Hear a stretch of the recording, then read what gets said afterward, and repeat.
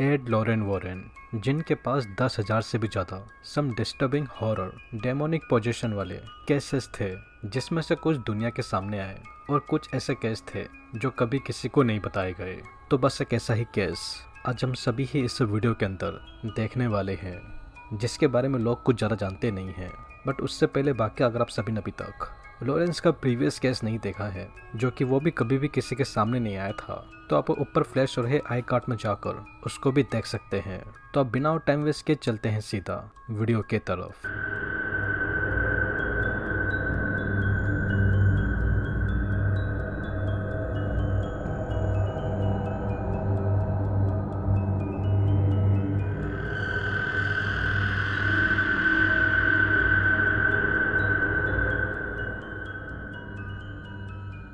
तो all right case की starting सन 1976 Connecticut के एक छोटे से कस्बे रेवन सेट्स में रह रहे एक कपल को दिखाकर होती है, जिनके नाम रायन और मीरा थे। वेल, इस कपल ने किसी कारण से वॉरेंस को कांटेक्ट किया था, ये बताते हुए कि इनके घर के अंदर कुछ ऐसी चीजें जो दिखाई नहीं देती बट हर वक्त इनका पीछा करती रहती है, जो कि सही में काफी हैरान कर देने वाली बात थी। क्योंकि मीरा वो फोन पे ही रोते हुए वॉरेंस को ये कहती है कि मैंने उस चीज को कभी भी नहीं देखा, बट मैं उस चीज को अपने आसपास सांस लेते हुए महसूस करती हूँ, जो हर रात इसके पास आकर इसके कान के अंदर कुछ बोलने की कोशिश करता है, जो कि वो आवाज किसी आदमी की तो बिल्कुल भी नहीं है। तो खैर, अब इसी ही बीच रायन भी यहाँ पर वॉरेंस को ये बोलते हुए कहता है कि ये रोज सुबह एक ऐसे इंसान के साथ उठता है जो इसको रात भर सोते वक्त खींचने की कोशिश करता है, और घर के दरवाजे वो अपना भी ही बिना किसी वजह के ही आधी रात को ही खुल जाते थे। तो खैर, अब इस कपल की इन बातों को सुन वॉरेंस वो जैसे ही उस कपल के घर में आती ही है, तो पहली नज़र में उनको वो घर तो नॉर्मली लगता है,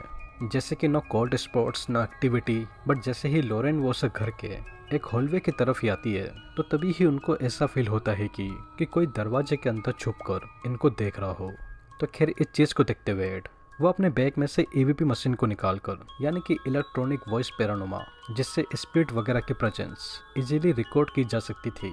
वो उस मशीन से हॉलवे के अंदर कुछ रिकॉर्ड ही करते हैं। तो तभी ही उनको किसी चीज़ की आवाज़ सुनाई देती है, जो कुछ ऐसा कह रही थी, you brought her here now she is mine. And बस की आवाज़ सुनते ही लॉरेन के मानो हाथ ही कांपने लग गए थे, क्योंकि वो ऐसा घर के अंदर एक्सपेक्ट नहीं कर रही थी।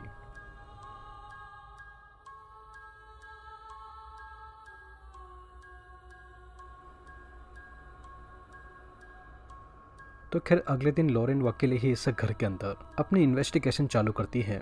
जिधर वो चलते चलते एटिक के अंदर आ गई थी, जिधर अभी तक उस एटिक में कोई भी नहीं गया था। तो खैर, उस एटिक में आते ही लॉरेन को एक बड़ी ही चौंका देने वाली चीज देखने को मिलती है कि उनके ठीक सामने पड़ी हुई एक रॉकिंग चेयर वो मानो अपना आप ही खुद ब खुद आगे पीछे मूव हो रही थी। तो खैर, इस चीज को देखते हुए लॉरेन वो कुछ करती ही, तो तभी ही उससे पहले उस चेयर के ठीक पीछे से एक साया निकला, जो कि दिखाई तो नहीं दिया था, बट लॉरेंस को उसकी मौजूदगी महसूस हुई थी, जो सही में काफ़ी ज़्यादा नेगेटिव और डार्क थी। तो एनीवेज, लॉरेंस उस साय को देखते ही क्रॉस को निकालकर कुछ मंत्र बोलना शुरू ही करती, बट उससे पहले ही आउट ऑफ नोवेयर उनके गले की आवाज़ें चली जाती है, जैसे कि मानो उनके गले के अंदर कोई चीज़ ही फंस गई थी, जो उनको बोलने ही नहीं दे रही थी। तो मीनवाइल वहीं दूसरी तरफ एड, जो कि वो भी घर की इन्वेस्टिगेशन ही कर रहे थे, वो एकदम से भागते हुए और लॉरेंस को उस एंटिटी के लॉरेंस पर अटैक करने से पहले ही उसको बचा लेते हैं।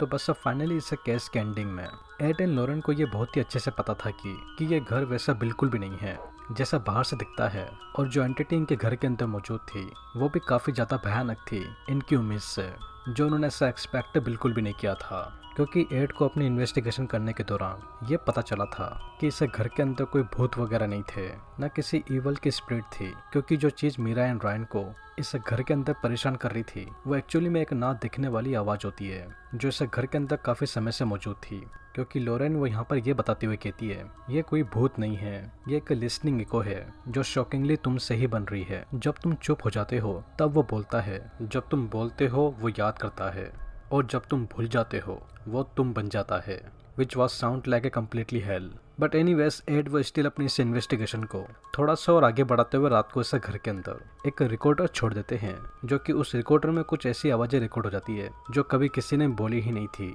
पर वो आवाज शॉकिंगली और किसी की नहीं बल्कि रायन और मीरा की थी, जो कि वो दोनों ही उस रिकॉर्डिंग के अंदर ये बोलते हुए कहते हैं, मैं मीरा हूँ, मैं रायन हूँ, अब तुम याद हो, मैं जिंदा हूँ। तो बस दिल दिला देने वाली रिकॉर्डिंग को सुनते ही एड लॉरेन को ये पता चल गया था कि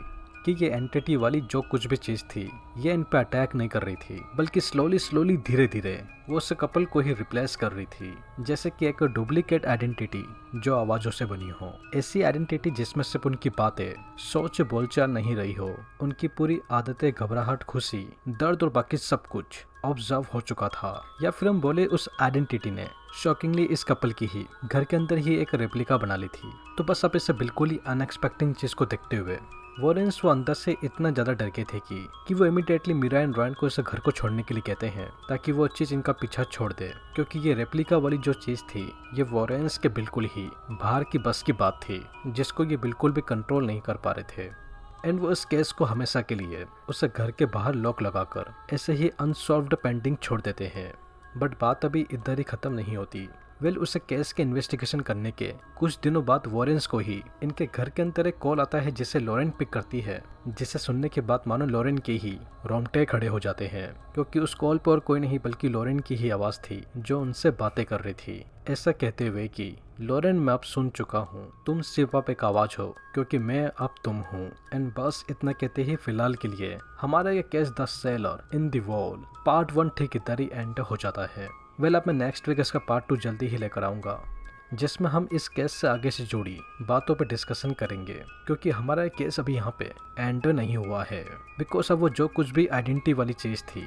उसने रायन एंड मीरा का पीछा छोड़कर अब एड एंड लॉरेन के पीछे लग गया था। बाकी अगर आप सभी ही चाहते हो कि मैं इसका सेकंड पार्ट लेकर आऊँ तो आप सभी ही मुझे कमेंट्स करके बताइएगा, क्योंकि फिलहाल के लिए हमारी आज की ये वीडियो इस creepy the seller in the wall case के साथ ठीक इधर ही एंड हो चुकी है। बाकी अगर आप सभी ने अभी तक इन्हें स्कैरी वीडियोस की प्लेलिस्ट चेकआउट नहीं करी है तो ऊपर दिख रहे आई बटन में जाकर आप उनको देख सकते हैं, क्योंकि अब बहुत ही जल्द इस चैनल पे a lot of scary content आने वाला है। तो मेक श्योर आप सभी ने अभी तक चैनल सब्सक्राइब कर लिया होगा, और अगर नहीं किया तो कर लो। तो तब तक के लिए